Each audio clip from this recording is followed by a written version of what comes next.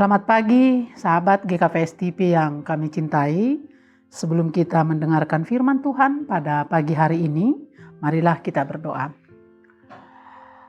Bapa kami yang di surga, terima kasih Tuhan atas berkat-Mu.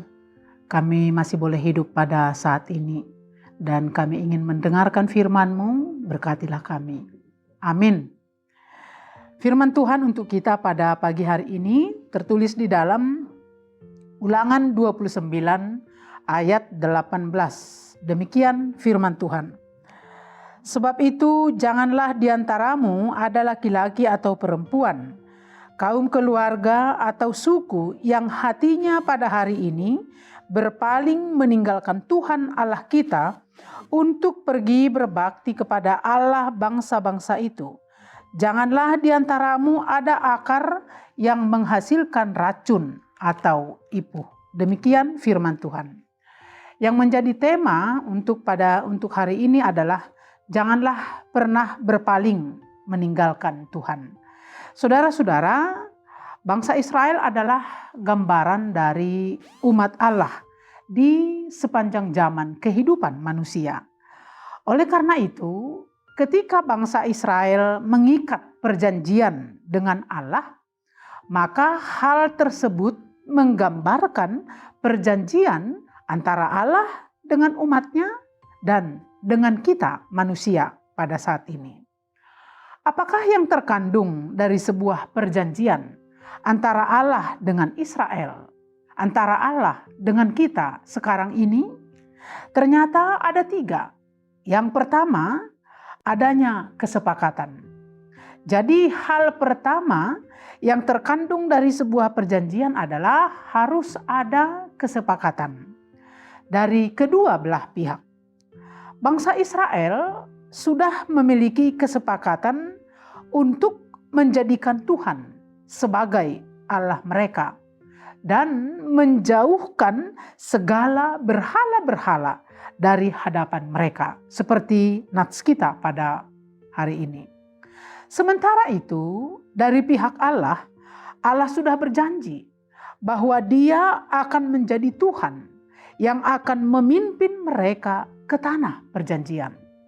Nah, demikian juga untuk kita pada saat ini. Ketika kita sepakat bahwa kita mempercayai Yesus sebagai Tuhan dan juru selamat kita, maka kita mengikat perjanjian dengan Tuhan. Demikian juga Allah Bapa yang mengikat perjanjian dengan kita, di mana Allah Bapa menjadi Bapa kita dan kita menjadi anaknya. Yang kedua, ada komitmen untuk melakukannya. Selain kesepakatan, perjanjian hanya akan punya arti, bermakna apabila kedua belah pihak berkomitmen untuk menaati isi perjanjian itu. Dari sisi Allah, Tuhan telah memenuhi janjinya atas bangsa Israel.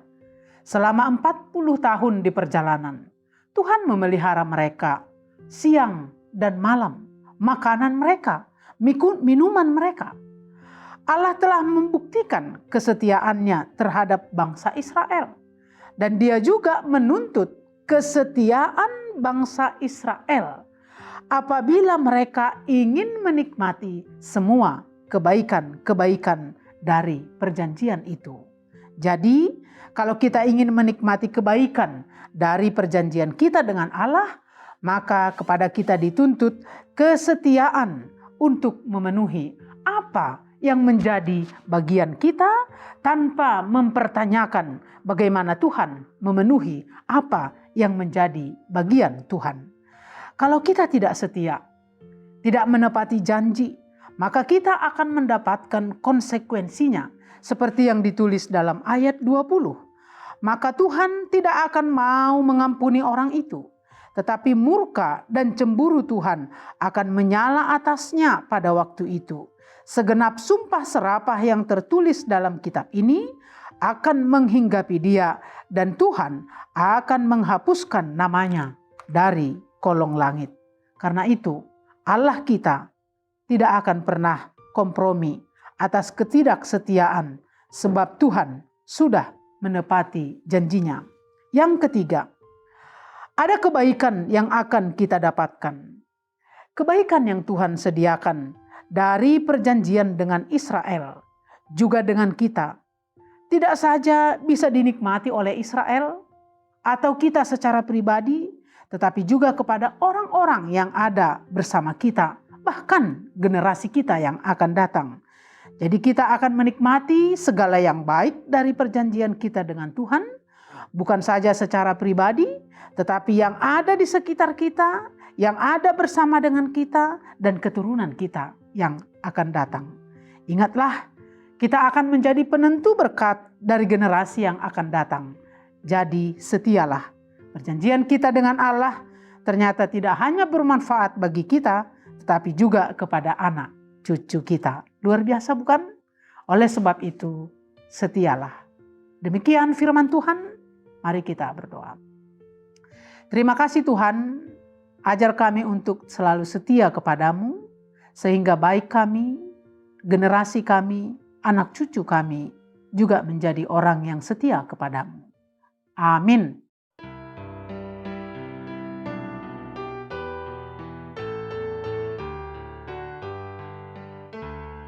Tinggallah dalam Yesus, jadilah murid-Nya. Belajarlah firman Tuhan, taat kepadanya. Tinggallah dalam Yesus, andalkan kuasa-Nya. Dialah pokok yang benar, kitalah rantingnya. Kita sebagai ranting pasti berbuahlah, asal dengan setia tinggal di dalamnya.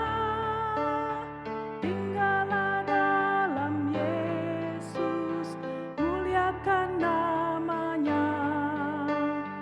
Hidup berlimpah kurnia hanya di dalamnya. GKPS